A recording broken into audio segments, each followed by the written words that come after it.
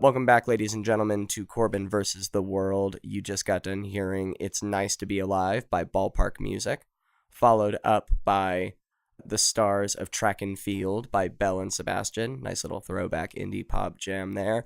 And rounding us out, representing the sport of tennis, was the band Tennis, with their song South Carolina off their debut album Cape Dory. I would like to offer an apology. We did start this episode off on a little bit of a negative note. I couldn't help it. Sometimes things in politics just get so frustrating. But I do want to keep things on our original focus of this show, which is the power of positivity. What are the positive thoughts that can keep us trucking through the day? And there's nothing wrong with a little bit of schadenfreude to keep us going. In that spirit, I thought that we would turn our attention to the ever-growing dumpster fire that is Alex Jones's career. Now, far be it from me to bring up Mr. Jones, but when someone's career is tanking this hard, I cannot help to kick the smoldering corpse just a little bit. So sorry in advance, Mr. Jones. Sorry, not sorry. For those of you who may not be aware, he's currently having a very rough time. InfoWars has had the legs cut out from under it by iTunes, by Apple, by PayPal.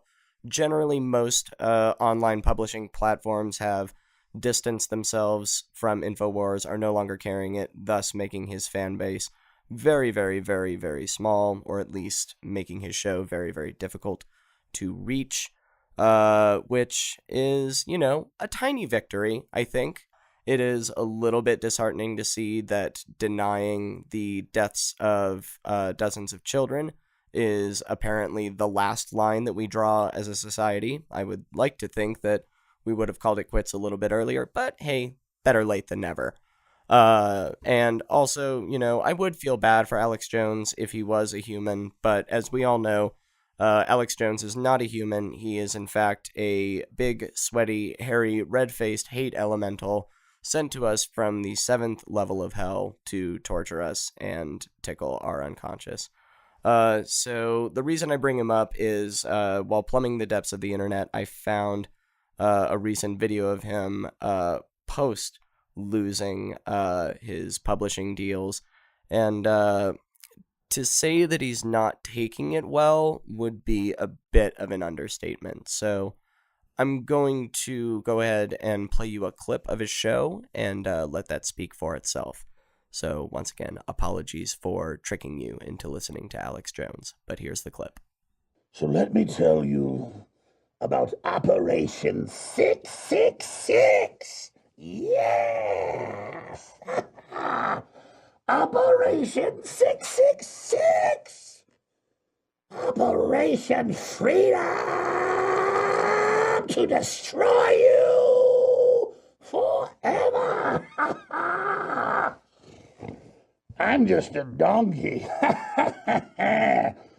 So I understand that you might have a few questions after hearing that clip.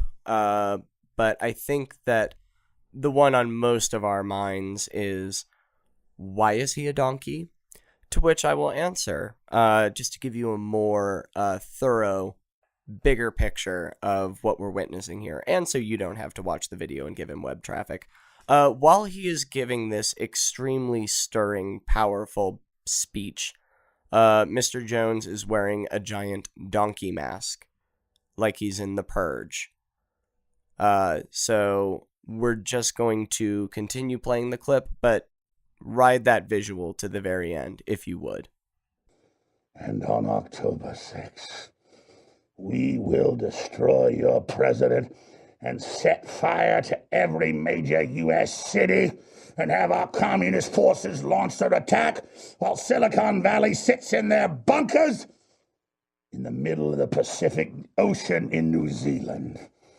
Operation 666. The number of the beast. Hell and fire reigning free. Soon the West will fall. 1.8 billion Islamicists trained in Satanism are ready to invade. The China system will expand. The Third World will collapse into Europe and America. And our domination will be complete.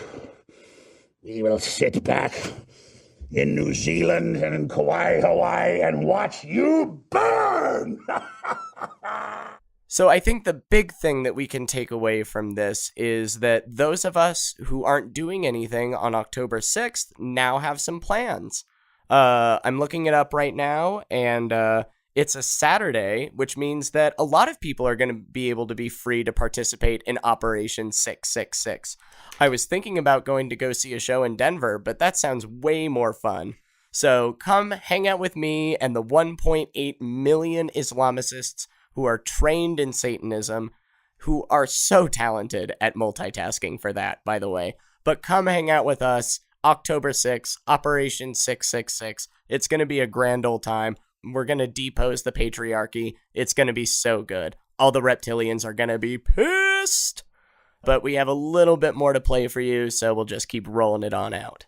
As you, Hulk Hogan, travel to WrestleMania by conventional means, the normals you travel with experience malfunctions. Take the two pilots that have already made the sacrifice so that you can face this challenge. Dispose of them, Hulk Hogan. Assume the controls, Hulk Hogan. Shove that control into a nosedive, Hulk Hogan. Right, okay, so we really futzed that one up. That was actually a clip from the Ultimate Warrior's 1990s promo against Hulk Hogan leading up to their main event matchup at WrestleMania 6. So that was a big old mistake. Everyone who is responsible has been fired. You're learning about this now, by the way, Troy. Great job. Go work somewhere else. Thanks, Troy. For real, I'm going to play you this last clip. And during this time, just to continue the visual, remember the donkey head? It comes into play here because halfway through it, he is going to take it off to reveal a reptilian mask. Operation 666 will defeat you, and you will submit to it, because I'm not a donkey. No, my friends.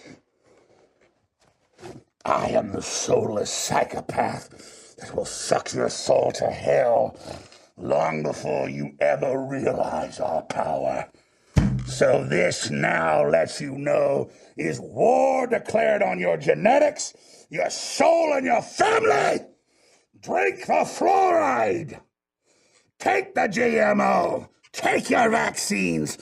See the beautiful autistic children in their numbers increase 30,000+, and accept your death in hell. Yeah, so I'm gonna be real, guys. I'm not sure if that's still the Ultimate Warrior promo. I'm gonna get to the bottom of this. In the meantime, here's some more tunes. NoCo FM. We put the rad in radio.